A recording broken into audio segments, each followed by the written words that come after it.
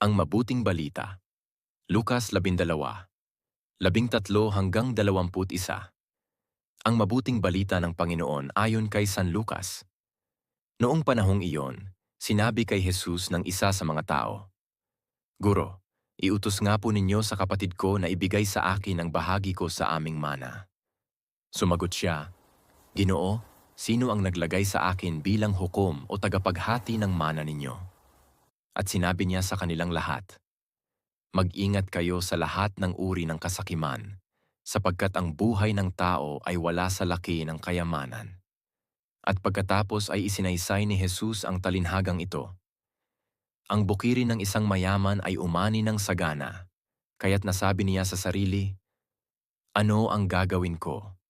Wala na akong paglagyan ng aking ani.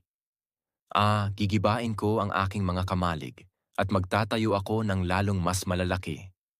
Doon ko ilalagay ang aking ani at ari-arian. At sasabihin ko sa aking sarili, ayan, marami na akong ari-arian. Hindi na ako kukulangin habang buhay, kaya't mamamahinga na lang ako, kakain, iinom, at magsasaya."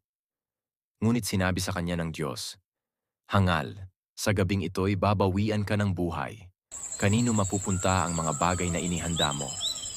Ganyan ang sasapitin ng nagtitipon ng kayamanan para sa sarili, ngunit dukha naman sa paningin ng Diyos. Ang mabuting balita ng Panginoon.